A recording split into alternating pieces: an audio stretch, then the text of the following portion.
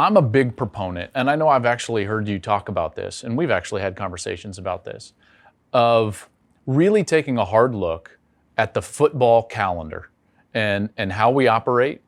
When are the periods that players are mobile? When are the periods when they're not? So that, we are giving them the best opportunity to find the seats that they need, right? And the scholarships that they need. We're giving the coaches the best opportunity to not only lead their team, but then also recruit outside student athletes, whether that's in the transfer portal or from high school. It's a long-winded basic conversation of I think that we need to really dive in and look at the calendar in college football and start to fix some of the things that make it really difficult to operate. I agree. And some of that work has been done around pieces of recruiting. And you'll see that play out, I expect, in coming weeks, if not months. The question is, do we go deep enough?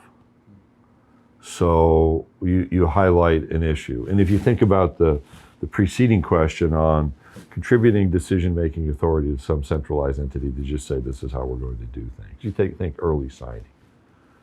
We were very clear and very intentional to say you are going to shift elements of what happens in football around decision-making, whether that's around young people or around programs. And now we watch the pattern of coaching transition take place. And lo and behold, you go back to probably a letter I wrote in 2009 that says you're going to shift much earlier the hiring pattern. And we see it now. If you go back constantly. to when Alabama hired Nick Saban, that was a January decision.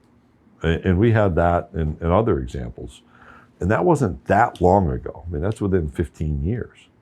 Now, if you wait to hire a head coach in January, the world has passed you by, probably for 2 recruiting cycles if you think it through. Sure. Because you're into those schools for the next year activity in January.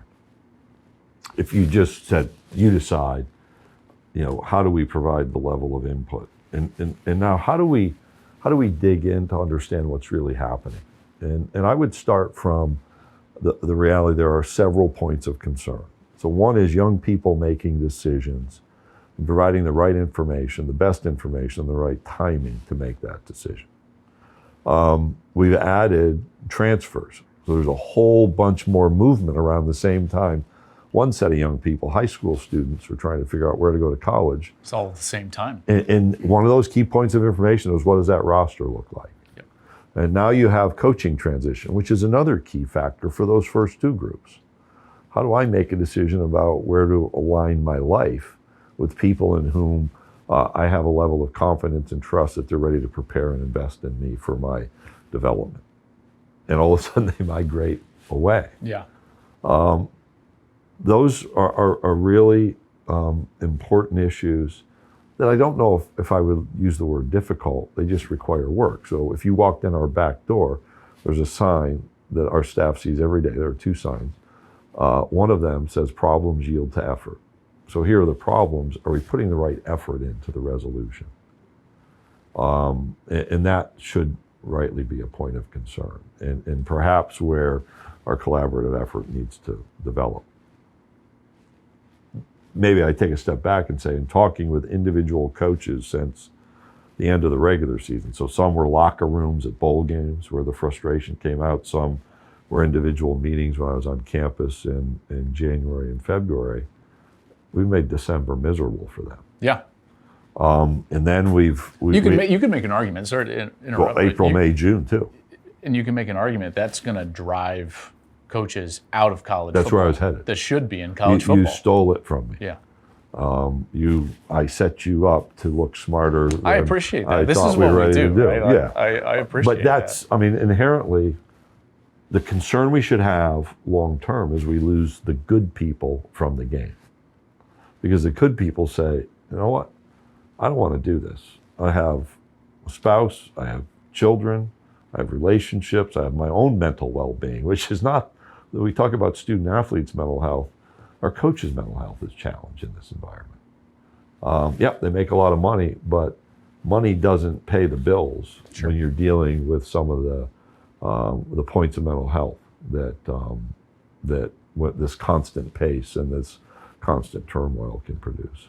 Let me throw out an idea, and I'm sure you get a million napkin ideas thrown at you. The better way to do it is to write me a letter and send it to me without a return address. Those are the ones that, okay, those don't have the most impact. They don't, right? You never know what's behind that envelope when you open it. I think that we take too big of a break after the regular season, which, I think that like a teenager, the absence of busyness can breed, interesting behavior.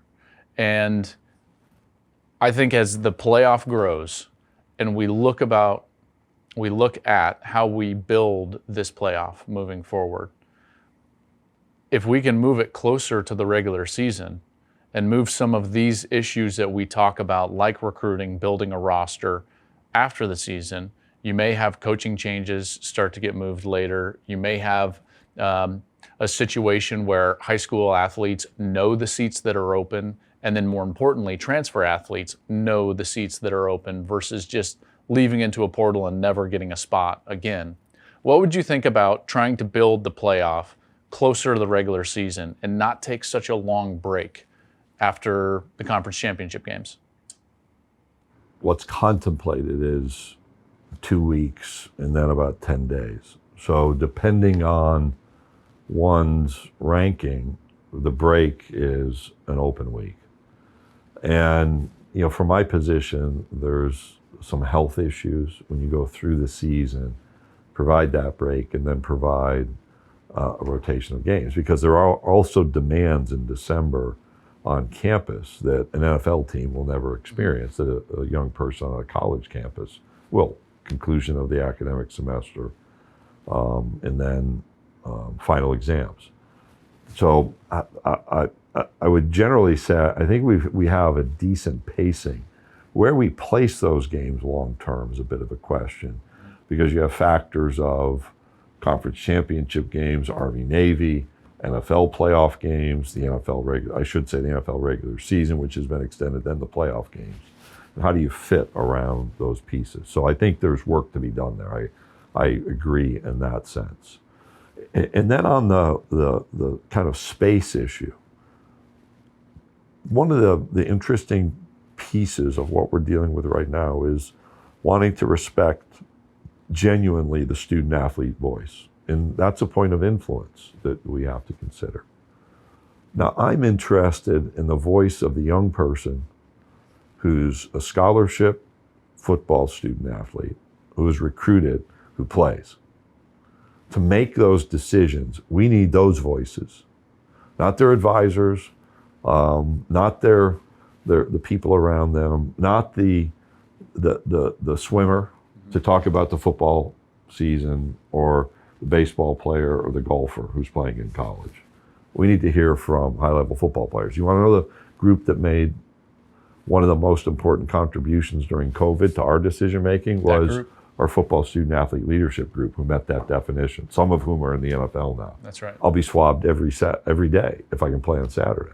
I mean, that's a pretty clear guiding principle that you weren't hearing through the summer of 20 in the New York Times or the Washington Post, but that's the voice I wanted. And there were players in every league, whether it was Trevor Lawrence at Clemson or Justin Fields at Ohio State, Amon-Ra St. Brown at USC, doing all those things. And you're exactly right. Those are the voices and the influential perspectives that I feel like move the needle more than anything. So now bring them in. And when we've talked about the playoff, we've asked about adding games, which isn't universal, but at a high level, there's a potential for an additional game. And the feedback from our leadership council is it's not the number of games, it's what happens over the full year. Mm-hmm. Out of season, spring, off season, summer workouts, preseason, and then back to in-season. So how do we think deeply from that perspective? So if you go back to that calendar structure, end of season, downtime, how do we keep young people engaged in a healthy way? Because I do think, to your point, when you're busier, you're more effective. There's an inflection point when you're too busy. You do need a break. We all need open weeks now and then. But our student athletes are going to have to be a part of that. We've kind of pivoted to the old advisory council. Let all the sports contribute and make their observations, but we have to bring in that voice as well.